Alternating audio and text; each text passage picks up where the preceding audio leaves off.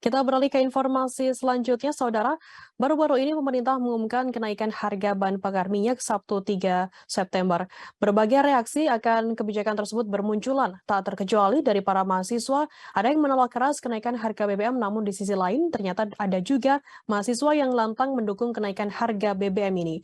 Satu di antaranya adalah mahasiswa Lombok Institut Teknologi atau LIT yang berlokasi di Kecamatan Lenek, Lombok Timur yang secara tegas mendukung kenaikan harga BBM mulai dari harga BBM bersubsidi Pertalite dan solar hingga BBM non subsidi Pertamax. Informasi lebih lengkapnya akan disampaikan oleh rekan jurnalis kami dari Tribun Lombok, ada Ahmad Wawan yang akan melaporkannya. Silakan rekan Wawan.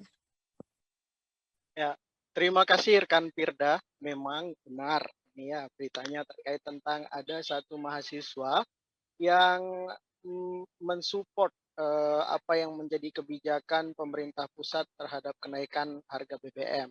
Padahal kalau kita melihat di lapangan tentu banyak sekali mahasiswa yang protes begitu terhadap kenaikan harga BBM. Namun tidak demikian dengan mahasiswa yang ada di Universitas Lombok Institut Teknologi, Lombok Institut Teknologi atau LIT yang ada di Lenek, Kecamatan Sikur, Kabupaten Lombok Timur, di mana mereka dengan tegas begitu mensupport apa yang menjadi kebijakan pemerintah dalam hal menaikkan harga BBM. Tentu apa namanya supportnya ini tidak hanya sebatas omongan saja, namun tentu ada dasar dari apa yang mereka sampaikan, di mana dilihat dari bagaimana kemudian ini merupakan langkah yang paling realistis menurut mereka yang harus diambil oleh pemerintah pusat, melihat dari bagaimana anjloknya minyak dunia pada saat ini. Terlebih lagi kalau misalkan terlebih lagi mereka melihat pada tahun 2022 di mana APBN ini menjadi satu beban dari negara Republik Indonesia, di mana seperti yang kita ketahui kompensasi APBN untuk BBM itu di tahun 2022 ini meningkat, di mana meningkatnya itu 3% begitu. Di mana dari angka 154,5 triliun rupiah sekarang meningkat menjadi 504,5 triliun rupiah. Itu ada peningkatan yang cukup besar, yakni 3% begitu.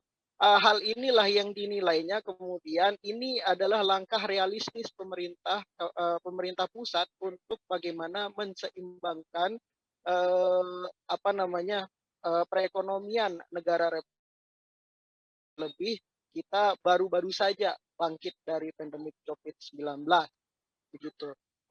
Di samping itu juga ini adalah upaya pemerintah untuk membuat peredaran BBM bersubsidi ini merata, karena menurut mereka di tahun kemarin itu BBM bersubsidi kebanyakan dinikmati, 70%-nya itu dinikmati oleh masyarakat menengah ke atas.